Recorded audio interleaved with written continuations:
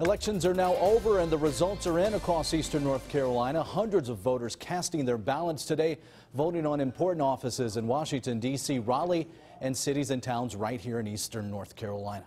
We have those results and more. First, we're going to start with the U.S. District 3 race. That's where incumbent Walter B. Jones battled Scott Dacey and Phil Law in the race for District 3. And we now know that Jones winning the race, coming in with 43% of the vote, Phil Law with 29% of the votes, and Dacey third place with 28% of the votes. On your side's Josh Birch joins us now from Representative Jones' campaign headquarters. And Josh, what can you tell us about this race? Well, Ken, as you mentioned, Walter B. Jones securing his 13th term in the United States House, actually going to be his final term as well. And this was really going to be a measure of just how supportive people are, the conservatives are, of President Trump's agenda for the first 2 years of his term in office there. And of course, Congressman Jones, no stranger to voting no against the GOP or Republican-led bills. He voted no on things like tax reform and health care, whereas his challengers, both Scott Dacey and Phil Law, both very supportive of the Trump agenda. Congressman Jones went against things there, and he says a bill has got to be able to pay for itself before he actually signs off on it. He also told me he's concerned with the spending habits of Republicans and government overreach. We need to go back to the foundation that made the Republican Party great, like when Reagan was there, but we haven't done it in years. And Congressman Jones says among the top issues moving forward that he wants to tackle coastal protection and ensuring the viability of the North Carolina seashore. And again, as we mentioned, this will be his last term in office. He says this is going to be the final go-around up in Washington, D.C. He says while this is going to be his final 2 years, there's still a lot of work to be done, and he's looking forward to doing it. Live in Greenville, Josh Birch, 9 on your side. Josh, thank you. In the North Carolina House District 5 race, a battle between incumbent Don Davis and Lonnie Caraway leads to Davis moving on in the primary election, while current Pitt County District Attorney Kimberly Robb edges Tony Moore for the Republican candidacy. Robb urging for tighter law enforcement policies, public safety issues, and battling against the opioid epidemic. Davis fighting for affordable health care, job creation in rural communities, and rebuilding the economy. 9 on your side caught up with both earlier today. Eastern North Carolina needs that champion, and I can tell you right now, I'm so excited and can't wait because our message includes everybody. If I'm elected in the general, it'll be the first time we've had a state senator from Pitt County in many, many years. I think it's decades. And so that would be a strong, strong voice for Pitt County. The newly created District 8 in Pitt County was a battle between former Mayor Candy Smith, current chairwoman of Pitt County's Board of Education. Smith beat both Council Reeves and Smith with 50% of the votes, Council coming in with 36%, and Reeves rounds it out with 14% of the vote. In the North Carolina House District 3 race, incumbent Michael Speciale moves on to the November general election. We caught up with him earlier today. He says if elected to go back to Raleigh this November, he'd like most to fix problems in education. The kids are coming out of there not having the education that they need, and it's not because of the teachers, it's because of things being forced on the schools between the state, between the federal government. I'd like to see the state get a little bit more out of the business of telling the counties what to do. Speciale beat Republican challenger Eric Queen by 57%. On the Democratic side, Barbara Lee beat Charles Dudley with 68% of the vote. A very heated race in Pitt County where Paula Dance and Gary Weaver are now the two representatives to face off in the primary election. This comes as Paula Dance received 67% of the votes and Gary Weaver receiving 76% of the votes. 9 on your side's Brandon Truitt joins us now with both winners of today's election. Brandon, what can you tell us?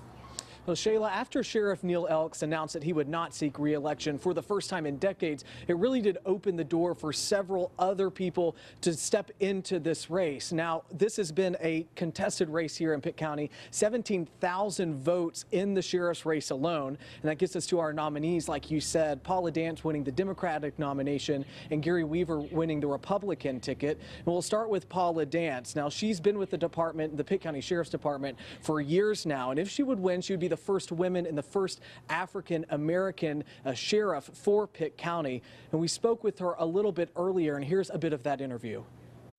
and you have several years of experience in this department. I'm interested to know how you think that will translate if you're elected to the sheriff's office.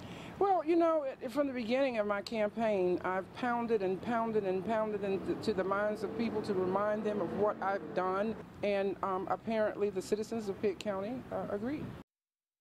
And we get to now the Republican candidate, Gary Weaver. He has years of experience with the State Highway Patrol as well as local agencies, and he says that managerial experience is going to help him if elected to the Pitt County Sheriff's Office. And we spoke to him about priorities and issues facing the residents of Pitt County, and here's a little bit of that.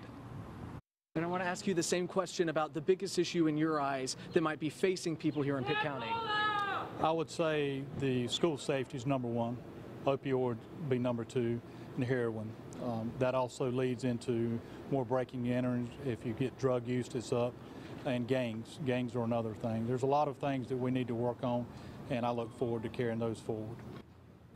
And something worth noting between these two candidates, you can see that embrace there. There is a sense of respect between both of these candidates and the years of experience that they both have. Now, this race is really only beginning for the two of them, as we are around 6 months away from the general election. That, of course, is coming up on November 6th. For now, live in Greenville, Brandon Truitt, 9 on your side. Brandon, thank you. And the highly anticipated race for the new district attorney, it's wrapping up as current attorney Kimberly Robb is running for the North Carolina Senate District 5. The results are in, and we know now that unofficially Ferris Dixon received 51% of the votes for the Democratic Party, while Derek Brown picked up 49% of the votes. And for Republicans, Glenn Perry received 58% of the votes. In Craven County, a very tight race in the highly talked about race for the new sheriff, where unofficially Jerry Manette has 48% of the vote, and Eric Smith coming right behind with 47% of the votes, followed by John Gilliard coming in with additional votes there. You can see those there on your screen. A low voter turnout this time in Beaufort County. Total voter turnout was about 5% less than 4 years ago. Final numbers show about 23% of voters cast ballots in the primary today, including absentee and early voting numbers. The sheriff's race on the Democratic side is kind of pushing the turnout, but it's still not as high as it was 4 years ago. 4 years ago, there was no incumbent sheriff running, and Hopkins believes because there is one this year, that's why turnout was low. The sheriff's race in Beaufort County has been a talker. 2 Republicans and 3 Democrats vying for the top county law enforcement position. The unofficial numbers show current Sheriff Ernie Coleman winning on the Republican side. He's set to take on Democratic challenger Al Whitney in the November election. WNCT's Tamara Scott is live for us tonight in Beaufort County with more. Tamara. Hey, good evening, Ken. Well, it doesn't look like it right now, but here outside of the Board of Elections was crowded with people earlier today tallying those votes. Now, this race for sheriff has been the talk of the town, but as the polls started coming in, it didn't seem like it was a very close race. Al Whitney came and pulled through as the Democratic nominee for sheriff, and incumbent sheriff currently, Ernie Coleman, pulled through as the Republican nominee. Now, I spoke to both of these gentlemen earlier today about what they're hoping to accomplish if they were in this position. Here, take a listen to what they said. I feel that I have an obligation to help create the positive change and possibly make it one of the best sheriff office in the state of North Carolina. I still want to move forward. I got a passion for it mostly, and I want to keep going. And I think I'll keep going until the people of the county decide it's time for me to stop. And I'll know that before an election. Now, the next election is the general election where these two will face off once again. They faced off before 4 years ago in 2014. And I spoke with these gentlemen earlier today when the results were coming in. They both seemed very, very grateful and excited. When I spoke with Al, he told me that he's really grateful. He says now this is a time to regroup, re-strategize, and get ready for the next election. And when I spoke with Ernie, I mean, of course, he's very excited. He's looking forward to the next election, but he is still sheriff right now. So he says there's still a lot of work to do, and he's looking forward to giving his campaign some time off. In Beaufort County, Tamara Scott, 9 on your side. Thank you, Tamara.